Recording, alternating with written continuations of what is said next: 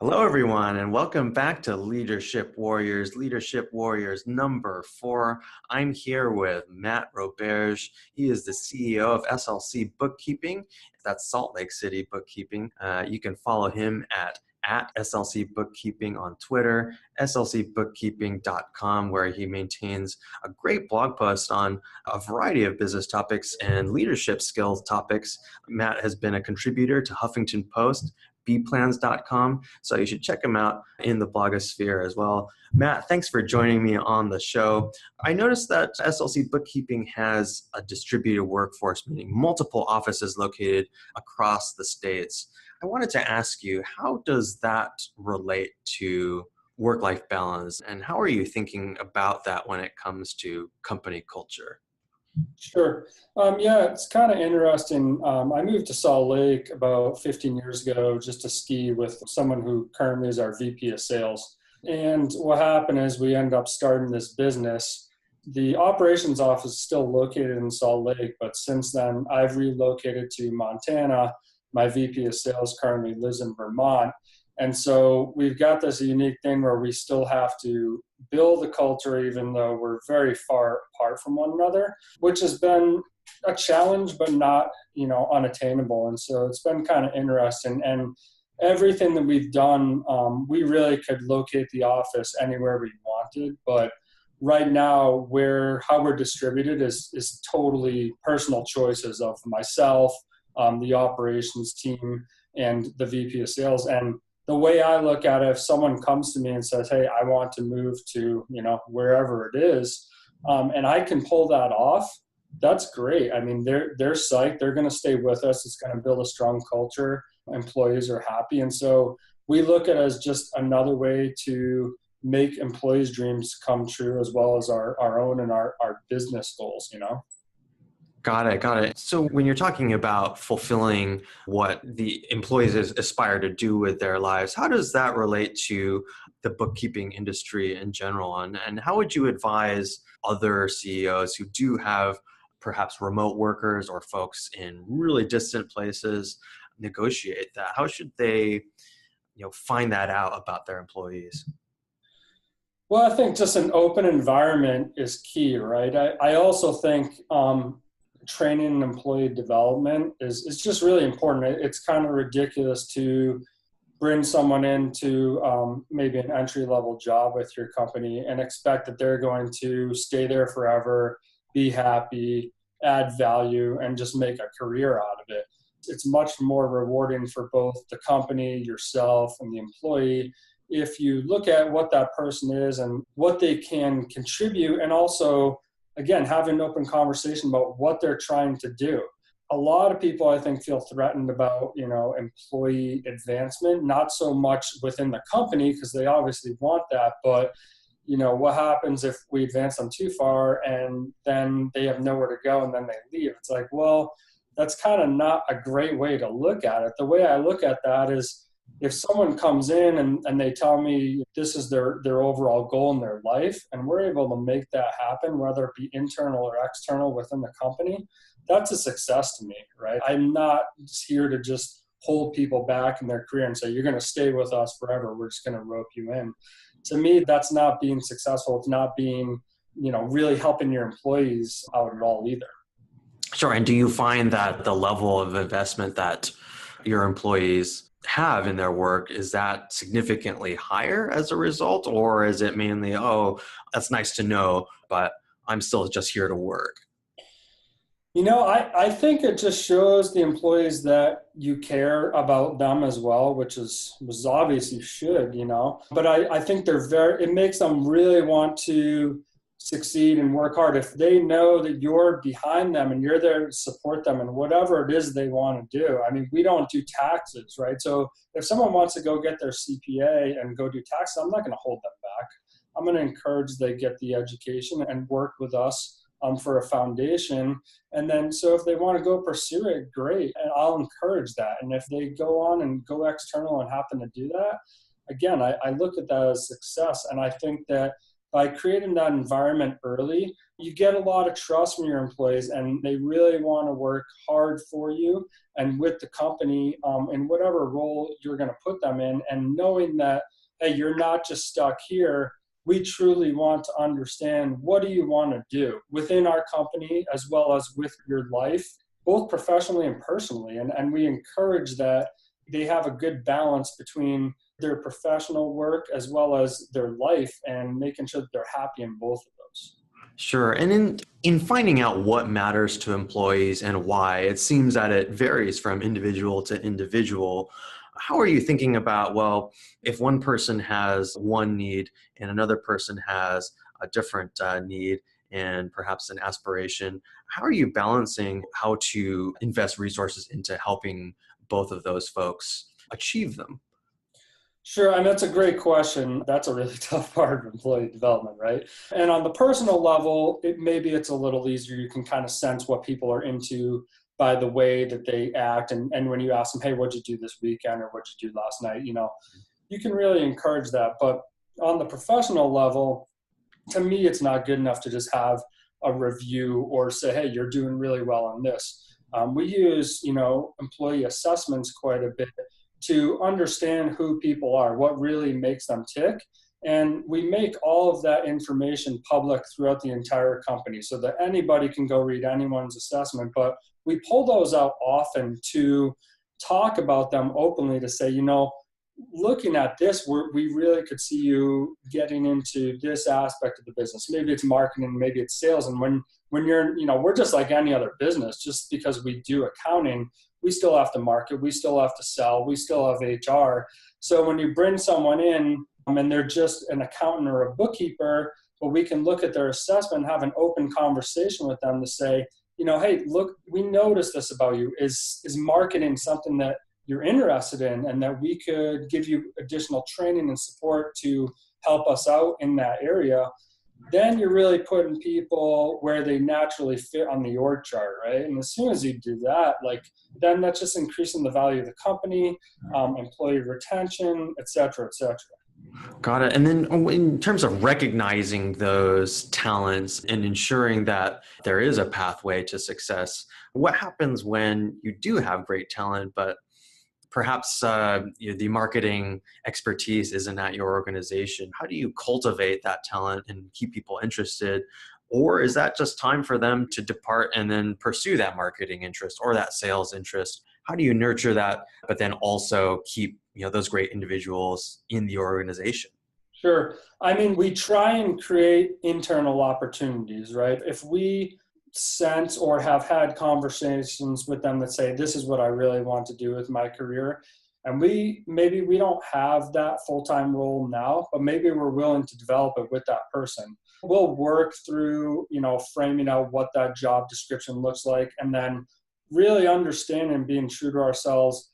What do we have internal, and what do we need to go outside to get the right support to actually develop this person into where they'll succeed in this role? Because there's nothing worse than creating a role and totally failing at it, and then you throw that person into it and they fail in it, and they're not as psyched anymore. They feel like it was their fault, and it's like a lot of that stuff really is an internal breakdown of just not being true to yourself of what you're good at and what you need external help in. And how are you, Matt, handling individuals that are maybe a little bit more shy about, or at least less forthcoming about, well, here's where I want to go, and here's what I really want to do? How do you find out, honestly, what either makes them tick, or what's bothersome to them, what's stressing them out? Sure. I mean, definitely good check-ins with the employees, on a regular schedule that we kind of follow, to make sure we're having open and honest conversations with them. Again, going back to the assessment, those are usually pretty spot on, and the employees are very truthful with us about what they agree with and what they don't, but it's very rare that they're like, no. So you just have to go back, especially when they don't. It's hard to come in when you're new and you have this assessment, and then you have so much going on. You're really just trying to get to know the company, get to know your role, and do well. So it's hard to say, hey, I really want to be a CEO someday, right? it is difficult to do that. So I think that what it is trying to understand who this person is and make them comfortable at each stage throughout their career. And by the more that they're involved with the company and they're doing well and having successes, I think the more likely they are to be open about what they really want to do. So that when you keep revisiting that on a regular schedule, you get more and more information from them and you're able to put them into the right kind of career track, so to speak. Great. So I'm understanding that, if I'm understanding correctly, it's, that consistency. It's about, it takes a little bit of time to nurture that confidence. But once you do build that trust, you're finding that your employees are very forthcoming with where they want to go. I wanted to ask you, Matt, about a recent blog post that you wrote for Huffington Post on why a lot of small businesses fail and how passion is not enough alone to get you through. I mean, this is the premise of the E-Myth, right? Like, this is what I think a lot of small business, the reason is because, just because you're passionate about fishing or baking, just like in the E-Myth, it's totally different from running a successful business. That takes a very unique person. And one of the big problems I have with, and maybe it's been a long time since I've been to college. Maybe things have changed. Maybe there is a course and, hey, this is how you execute and be a CEO of a small business.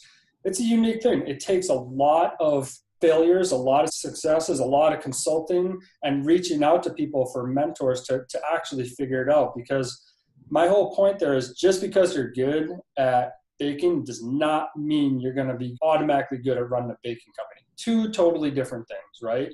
And I think a lot of people get blinded by their passion and they get into it and they're just like, well, I'm really good at this. Why am I working my tail off, but I'm still losing money? It's because it has nothing to do with that. It has to do with sales and run the team and marketing and employee development. I mean, all those different things are really what it takes to run a good small business. And what happens is that most people are just like, well, but I'm good at this. I'm just going to do this and I'm going to have this awesome business. Like, maybe so, maybe not. I mean, if you're true with yourself, like if you will actually seek assistance, you will probably do really well. But if you're going to sit there and be stubborn and be like, but I'm good at this, like I'll eventually make it, I really doubt that you will. I think that's why the majority of small businesses never make it. And those people go back to having a job. Sure. And certainly if they had enough resources, maybe they'll make it long term, give every business 100 years, they'll be just fine. But Right. how do you do that with the finite resources that a lot of people start out with? If there was any one skill, if say someone is good at baking or someone is good at playing an instrument, what would be that number one tactic that most people fall short on? Is it sales? Is it marketing? Where do you find in your experience folks go one direction thinking, oh, I'm going to better my business and leadership skills, but actually it's this other thing? I would say that there's no, it's not sales, it's not marketing. It's unique to that individual, right? But really what it comes down to is that person tries to do too much. And because they think that they're starting a business and they are really good at, at baking, that they should bake and they should hire and they should do the strategy and they should do the marketing and they should do the sales. The reality is they should do one thing. They should just do what they're good at and then get help from experts in every other area that they need, right? And that's what, you come back to, like creating an org chart. And it's overwhelming when you're by yourself that your name's on every single position and you suck at most of them, to tell you the truth, right? And you know that too, but you try and do them anyway. And maybe you can get good at them, but it takes a long time. And I would suggest that if there were one thing to get good at, it would be hiring and developing employees in everywhere that you're weak, and just focus on the 1 to 2 things that you're really, really good at and that you love, because then going to work isn't a grind. Like, you're showing up, you're excelling in that space because you're really good at it, and it's not a struggle and you don't dislike it. A lot of people get burnt out because, you do have to put in 18 hours a day because you don't know what you're doing. You're trying to be an expert in something you don't have a clue in. Got it. And In terms of those that are learning to be like you, entrepreneurs that have decided to start their own business and run it, uh, Hmm. what are some of the experiences that you had that you think that entrepreneurs would benefit from that they may not know about? I mean, I think they know about it, and really, this is like, to me, this is very simple. It's like good mentors in different spaces, right? Like a good sales mentor, a good marketing mentor, a good HR person. The people who have done well, and I think a lot of people are afraid to ask for help because they think it's either going to cost them a ton of money or they can't deal with rejections. Like, first of all, if you're going to be a successful business owner, get really good at dealing with rejection because it's going to happen a ton. Second of all, ask for help, like from people who have been there, done that, because those people did not get where they are without help. Mhm. So most people who have done well, and you ask them for help, are more than willing to help you in some way, shape, or form because they didn't get where they are either. And so just get good mentors in each of the areas that you need help. Look for people who have had a successful business in your space, or just general. If you're a really small business, don't go ask the CEO of some massive company. It's totally different businesses, right? Ask someone in your space that's a similar size to what you want your business to be because they grew to that level at some point as well. Great. And I think we'll call it a video there, Matt. I wanted to ask you one last question though. Okay. If our viewers here, if there's one thing that they can do today before they leave the office to help improve their company culture, improve their leadership skills, what's one thing that they can do before leaving the office today? Take a hard look at yourself and your company and ask yourself if you're proud of it and if you would want to work there, right? I think a lot of people look at it and they're like, yeah, this is what I want, this is what I've created. But it takes a really honest person to take a hard look at them and self-reflect on their own self and their own business and say, do I want to work there? Am I proud of this business? And if you're not, then make a couple of modifications. That's all.